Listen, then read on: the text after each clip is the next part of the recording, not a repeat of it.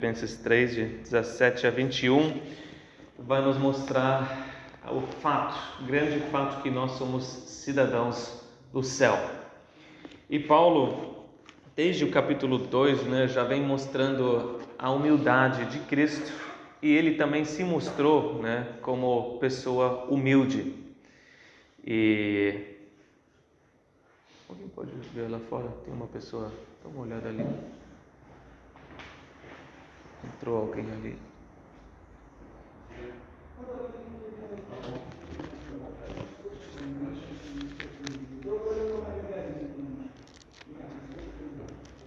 Fica de olho.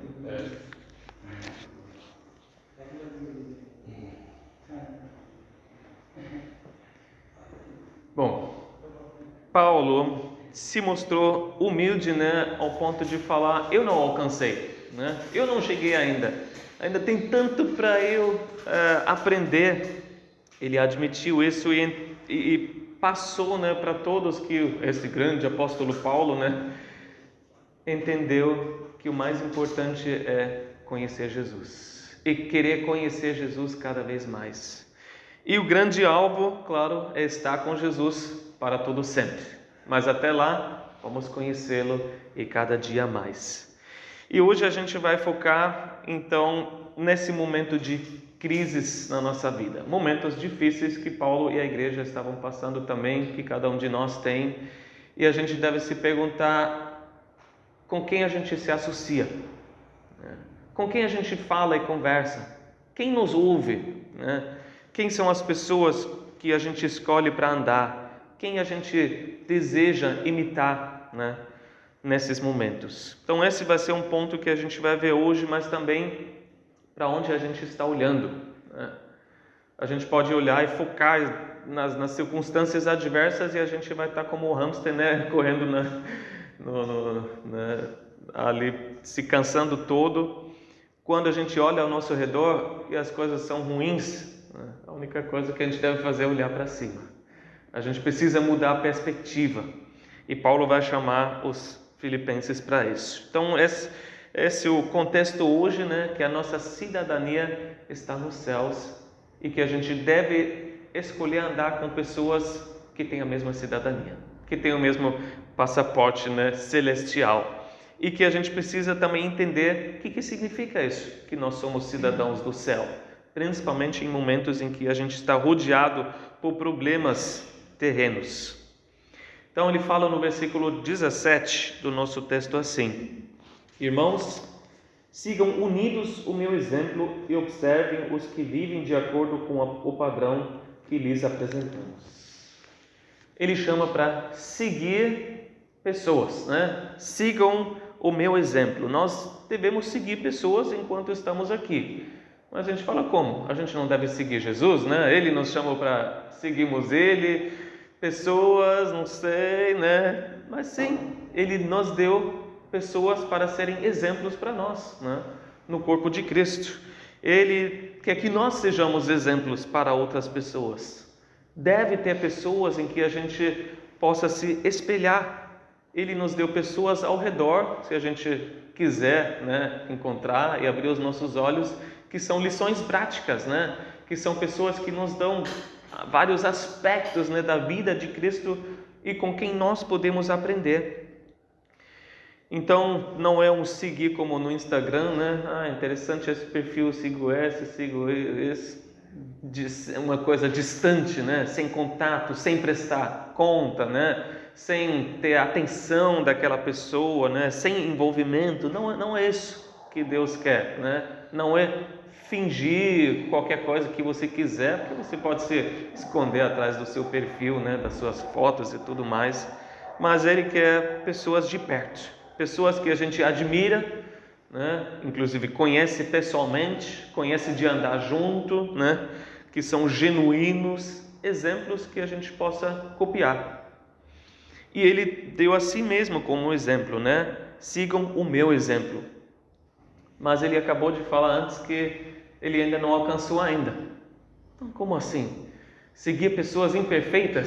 Seguir pessoas que até admitem que eu não sei todas as respostas, eu não tenho tudo tudo certo. Mas o problema é que nós, como seres humanos, como cristãos, né, principalmente, geralmente procuramos pessoas que são sobrenaturais, sem problemas, né? A gente quer seguir pessoas que já entenderam tudo, que têm as respostas certas na ponta da língua, né?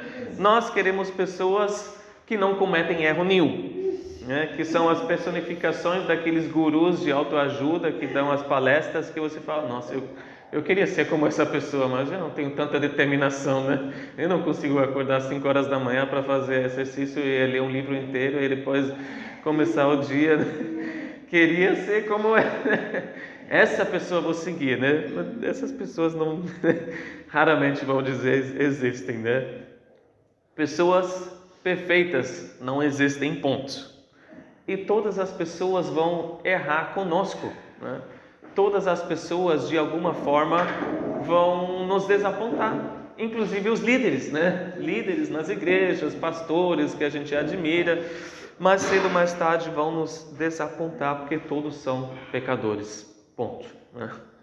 Todos são pecadores, embora talvez alguns tenham entendido um pouco melhor a graça do que nós, né? Tenham andado mais com o Senhor do que nós, tenham passado por outras experiências do que nós e podem nos mostrar aspectos da vida com Deus que a gente ainda não viveu, que a gente ainda não entendeu, né? Que a gente ainda precisa caminhar com tal pessoa para aprender.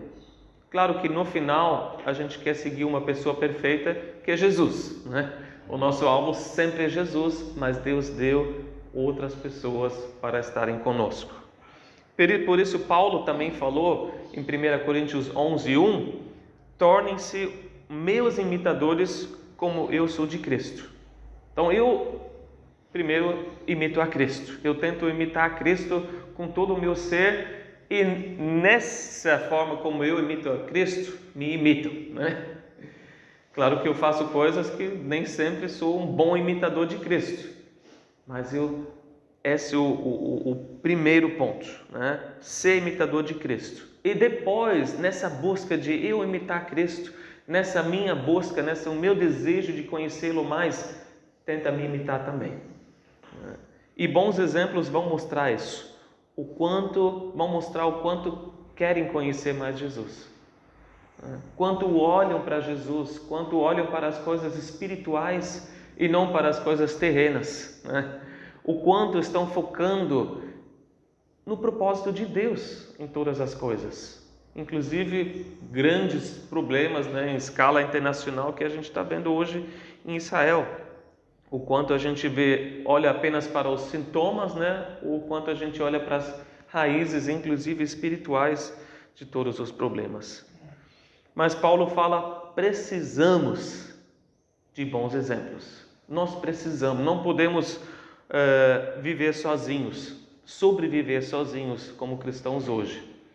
Infelizmente, exemplos bons são cada vez mais raros, né? Às vezes a gente procura no meio cristão, né? Cadê, né, as pessoas que imitam Cristo? Cadê as pessoas que querem conhecer Jesus mais a cada dia e a gente pode se encorajar com essas pessoas? Cadê esses exemplos bons? Graças a Deus ainda tem, mas cada vez mais raros. Mas Paulo fala, não anda sozinho, né? Não anda sozinho, porque o perigo é se tornar o seu próprio padrão. E quando você olha para si mesmo, né, se compara com um outro, estou melhor do que essa pessoa, estou melhor. Ou nem olha para ninguém, a gente vai baixar o nosso padrão cada vez mais, né? E aí a gente perde o ferro afiando o ferro, né? A gente ser desafiado por outra pessoa, pelo exemplo de outra pessoa, né?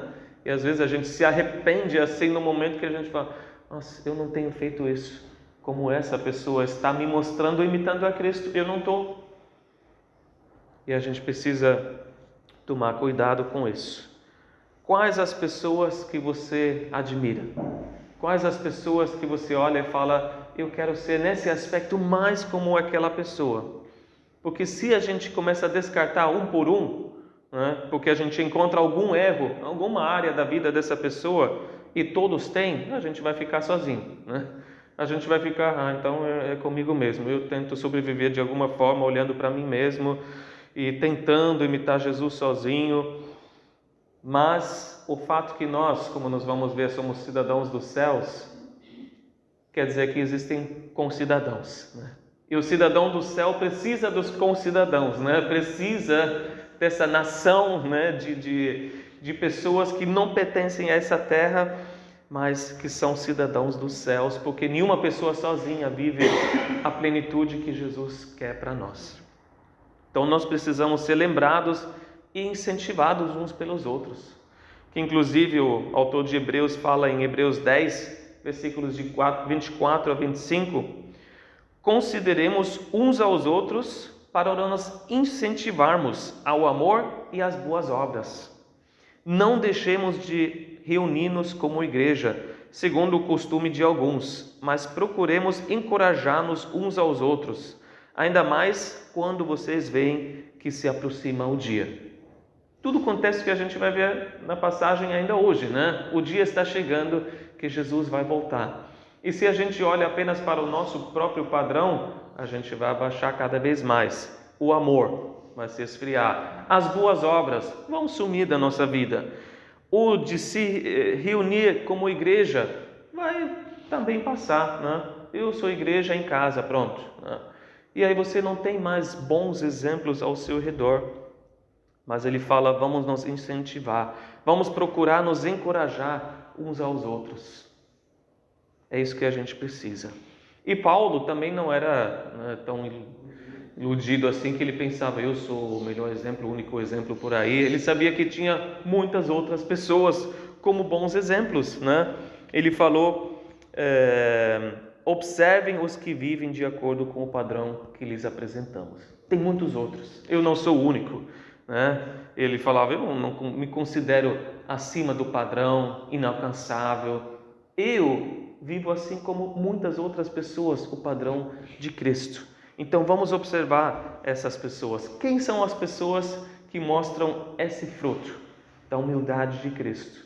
Do desejo de conhecê-lo cada vez mais, né? De estar baseado nas Escrituras e querer obedecer apenas Jesus. Quem são essas pessoas? Vamos observar, né? E vamos seguir esses exemplos como cidadãos do céu. Por quê? Também, obviamente, existem exemplos ruins, né? Sempre existiram, sempre vão existir. Versículos 18 a 19.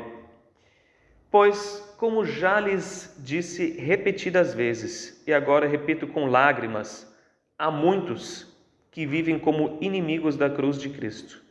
O destino deles é a perdição, o seu Deus é o estômago, e eles têm orgulho do que é vergonhoso, só pensam nas coisas terrenas. Aqui a gente vê que Paulo chorou. Paulo derramou lágrimas no meio da carta de Filipenses, que é o tema de alegria, né? Não eram lágrimas de alegria, eram lágrimas de tristeza de fato, mas também precisamos destacar que não eram lágrimas para ele, não eram lágrimas por causa da sua situação ruim.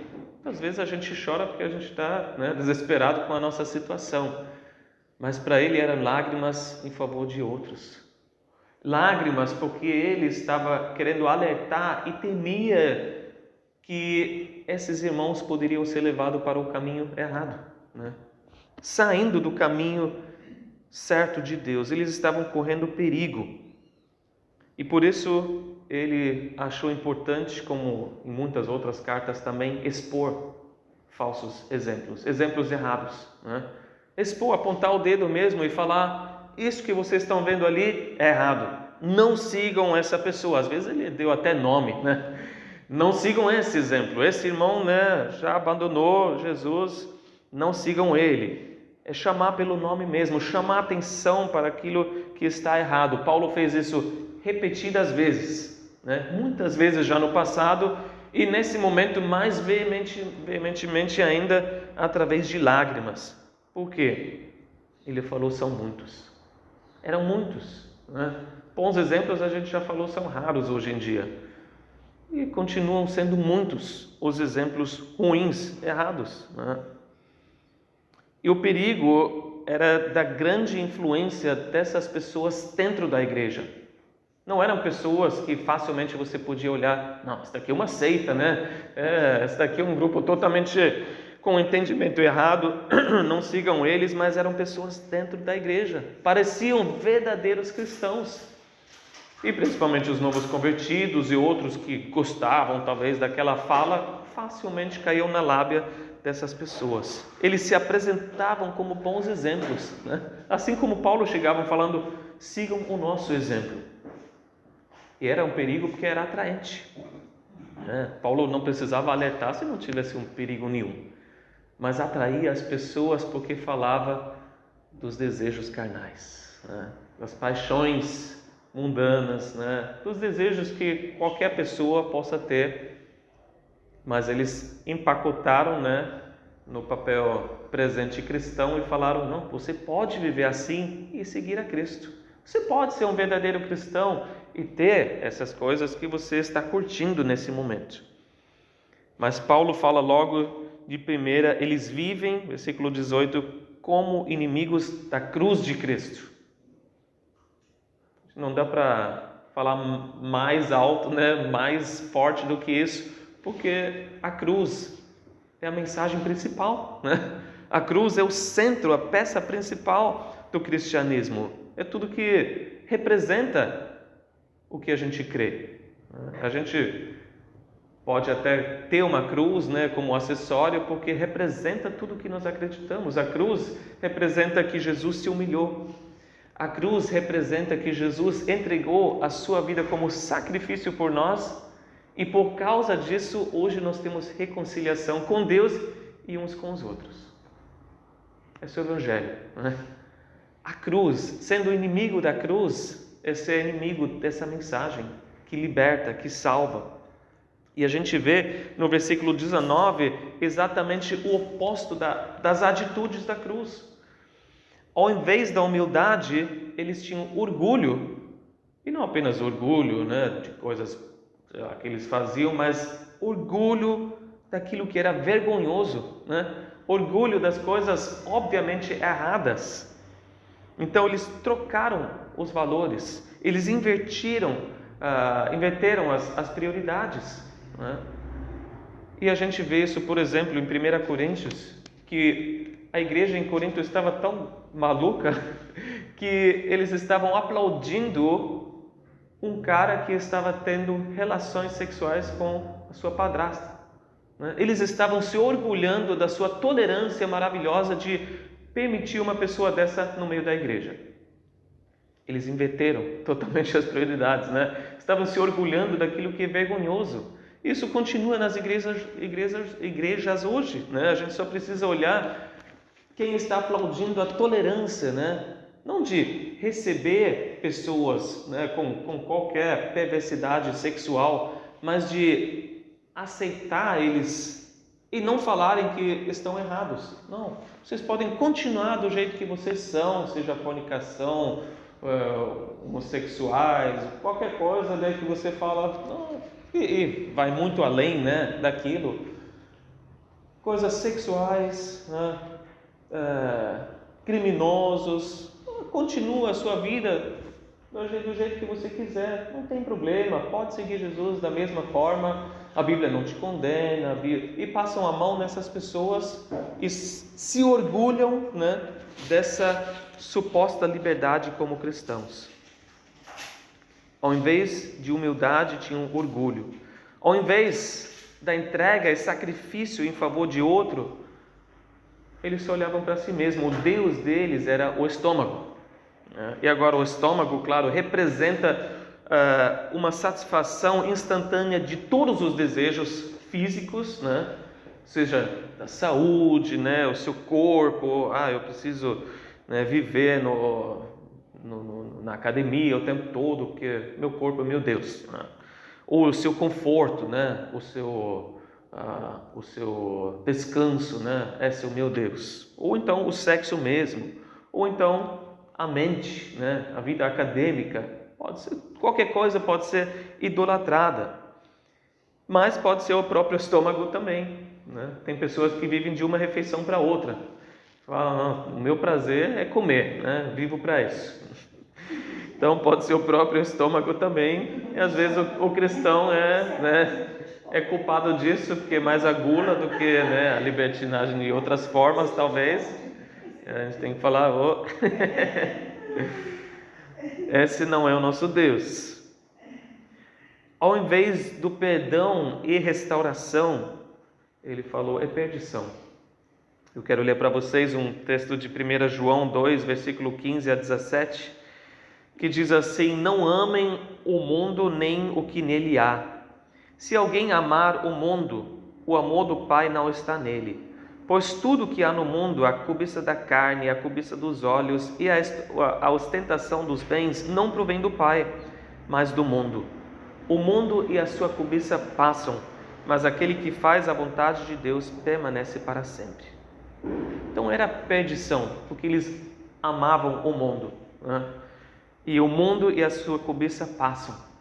Se você se associa com o mundo, sendo mundano como eles eram, é perdição. Você rejeita o perdão e a restauração que está em Deus. E, resumindo, ele ainda fala, só pensam nas coisas terrenas. Eles viviam apenas para esse mundo, apenas para as coisas aqui. Enquanto a Bíblia fala para nós em Colossenses 3:2, mantenham o pensamento nas coisas do alto e não nas coisas terrenas. Ainda estamos nesse mundo, obviamente, rodeados por todas essas coisas que nós percebemos com os nossos sentidos, E pensamos, e refletimos, e estamos inseridos, mas não olhamos com a perspectiva de uma pessoa que tem apenas esse mundo. Olhamos com a perspectiva do céu. E isso que Paulo vai falar nos próximos 2 versículos, versículo 20 e 21. Temos uma outra perspectiva, porque somos cidadãos de outra pátria. Versículo 20 e 21. A nossa cidadania, porém, está nos céus, de onde esperamos ansiosamente o Salvador, o Senhor Jesus Cristo. Pelo poder que o capacita a colocar todas as coisas debaixo do seu domínio, Ele transformará os nossos corpos humilhados, tornando-os semelhantes ao seu corpo glorioso. Somos cidadãos dos céus. E para os filipenses era algo muito especial, Já falamos que era uma colônia de Roma, então todo mundo que nasceu naquela cidade era privilegiado, Assim que foi registrado nos livros, ali da cidade, cada bebê já tinha os mesmos direitos de um cidadão romano que tinha nascido em Roma, mesmo estando milhares de quilômetros da cidade de Roma, tinha os mesmos direitos. E da mesma forma, Deus fala, a igreja é essa colônia do céu. Mesmo ainda estando tão longe, dessa realidade, dos irmãos, inclusive, que já foram adiante de nós devemos viver como cidadãos do céu, dessa pátria, a quem nós pertencemos. E essa própria palavra, a nossa cidadania, somos cidadãos do céu, traz consigo no original a vivência, a conduta. Vivam como cidadãos do céu. Tenham a conduta como cidadãos do céu. Então, o fato que nós somos cidadãos do céu deve mostrar de alguma forma aqui na terra. Deve nos lembrar de que nós não somos dessa terra, somos peregrinos, Somos apenas de passagem aqui. Essa terra não é permanente para nós, mas devemos olhar para cima. E como a gente conseguiu esse direito, de ser cidadão do céu? Na época era, ou se você nasceu numa cidade privilegiada, como Paulo era, como os filipenses eram, como pessoas em Roma eram, ou você pagava muito dinheiro. Paulo até perguntaram para ele, como você conseguiu ser? Eu paguei muito dinheiro para ser cidadão. E Paulo falou, eu já nasci livre. Então as pessoas pagavam muito caro para ser cidadão.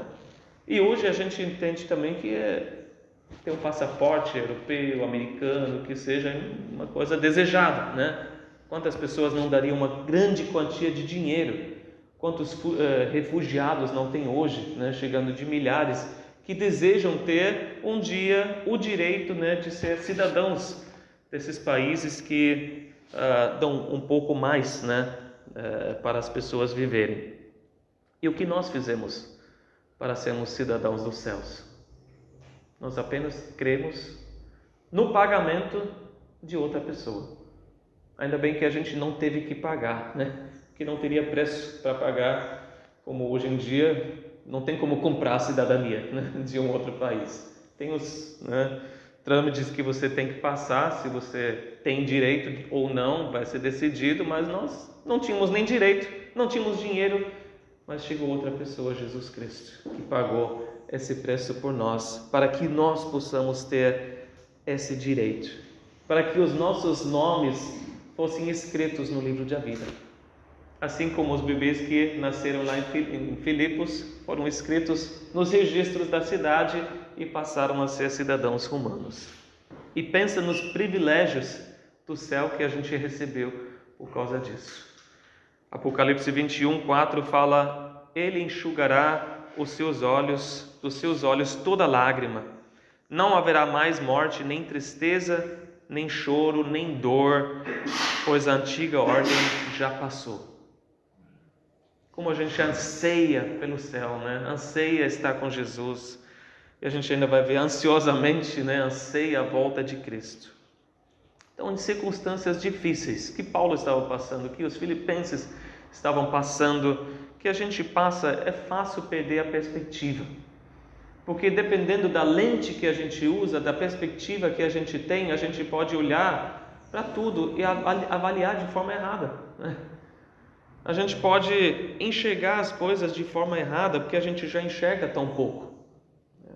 E a gente deve, caso a gente esteja tendendo para um lado errado, a gente precisa parar e falar: eu vou olhar para cima. Não é a hora de desistir, não é a hora de procurar atalhos, não é a hora de baixar o padrão, não é a hora de trocar os valores ou inverter as prioridades, não é a hora de se render às emoções. E não é a hora de se desesperar apesar das circunstâncias adversas ao nosso redor. Se as coisas ao nosso redor estão ruins ou desesperadores, é hora de olhar para cima. É hora de olhar para o céu e se lembrar que ali é o nosso lar, é a nossa pátria. Nós somos cidadãos do céu, não em primeiro lugar do Brasil, da Alemanha, ou o que seja. Vamos olhar para cima e lembrar onde nós pertencemos. Somos cidadãos do céu de fato ou só da terra? Continuamos nesse momento com uma dupla cidadania, Ainda estamos nessa terra, nesse mundo. Ainda seguimos as leis dessa terra. Mas nós não vivemos para a terra, não vivemos para as coisas terrenas, Nós não vivemos para as coisas materiais, porque nada que a gente acumula aqui a gente vai levar para a nossa pátria, para o nosso lar. Nós pertencemos à nossa verdadeira pátria, que é o céu, e por isso devemos nos comportar como cidadãos do céu. Qual é a nossa conduta? Em todos os aspectos. E Pedro nos lembra em 1 Pedro 2, versículos de 11 a 12: Amados, insisto em que, como estrangeiros e peregrinos no mundo, vocês se abstenham dos desejos carnais que guerreiam contra a alma. Vivam entre os pagãos de maneira exemplar, para que naquilo em que eles os acusam de praticarem o mal, observem as boas obras que vocês praticam e glorifiquem a Deus no dia da sua intervenção. Somos peregrinos, somos estrangeiros aqui. Qual a nossa conduta? As pessoas podem até acusar a gente de fazer coisas erradas, como sempre fizeram com os cristãos. São canibais, e estavam apenas tomando a Santa Ceia, Estão falando de tomar sangue. E era assim, na igreja primitiva. E podem ser várias acusações, mas que a gente possa falar através de um bom exemplo, através de boas obras, que a gente possa calar essas pessoas, porque eles não acham nada de errado na gente. e que no final eles possam glorificar a Deus no dia da sua intervenção. O arrebatamento está chegando, as pessoas vão ter um grande ponto de interrogação quando milhões e milhões de pessoas vão sumir da terra. Vai ter uma grande intervenção, mas que possam se lembrar do nosso exemplo, que as pessoas possam ver e que a gente não se entregue aos desejos carnais, à libertinagem, ao fingimento, de sermos ótimos cristãos, seguindo a palavra de Deus, sendo que a gente está guardando várias coisas erradas no nosso coração. E o versículo 21 falou que, versículo 20 ainda, de onde esperamos ansiosamente o Salvador, o Senhor Jesus Cristo. Temos uma visita programada, não a visita de uma grande pessoa como o imperador romano, que inclusive naquela época já se chamava de Senhor e também Salvador, tinha esses títulos. Nós temos o único Salvador e Senhor, que é Jesus Cristo. Nós estamos esperando a visita dele, e uma intervenção muito especial. E por isso nós devemos olhar para cima. É Jesus que falou isso para nós. Quando listou todas aqueles sinais do fim dos tempos, aquela confusão toda que a gente vai ver, as guerras que a gente vai ver, que nós vamos ver, inclusive olhar para o termômetro, o barômetro do plano profético de Deus, a nação de Israel. E desde ontem todos os olhos do mundo estão na nação de Israel, e a gente vê quanto mais está próximo essa visita do nosso Senhor e Salvador. Jesus mesmo falou em Lucas 21, 28, quando começarem a acontecer estas coisas, então, todas as guerras, rumores de guerras, fomes, tudo mais, levantem-se e ergam a cabeça, porque estará próxima a redenção de vocês. Jesus falou, olhe para cima. As coisas ao nosso redor estão ruins, na nossa vida particular, no mundo. Olhem para cima, levantem-se e ergam as suas cabeças, porque estará próxima a redenção de vocês. Vamos olhar para cima, onde virá Jesus, que virá para nós buscar e fará algo que nenhuma nação pode te oferecer. Eu gostaria tanto de morar em tal lugar, tão bom viver no Canadá, sei lá onde, e tantos privilégios. Só Jesus pode nos prometer um novo corpo. Esse privilégio só tem os cidadãos do céu.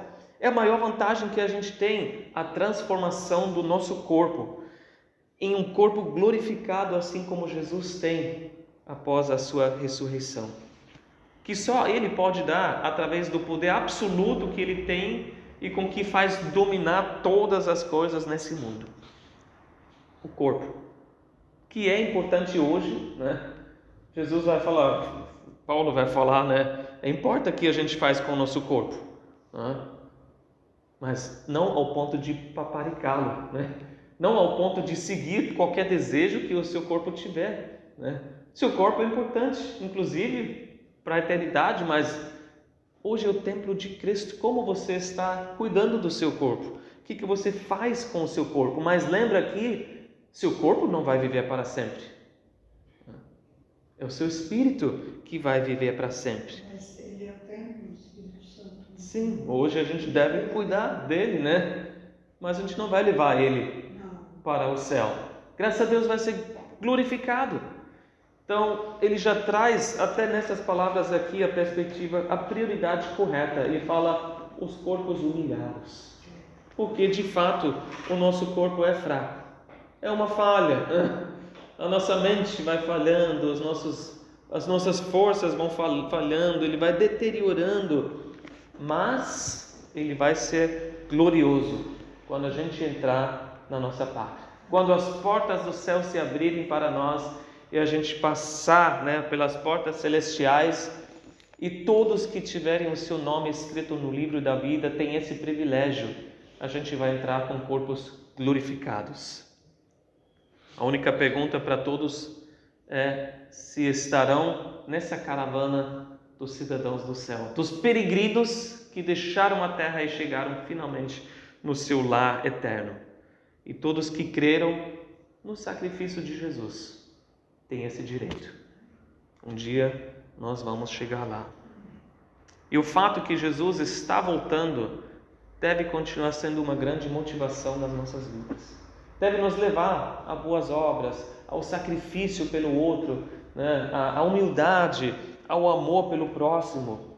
E a gente vê isso em todas as Escrituras, que teve essa motivação. Porque, por exemplo, Abraão, né? Que entendeu que era peregrino, né? Só estava de passagem, mas como Hebreus 11 fala, estava buscando uma cidade eterna. A vida toda ele viveu em tendas. Fala de Moisés, que poderia ter todos os tesouros do Egito. Ele aguardava a recompensa celestial e por isso estava disposto a abrir mão dos tesouros dessa terra. Diz também em Hebreus 12 que por causa da alegria que lhe estava proposta, Jesus suportou a cruz.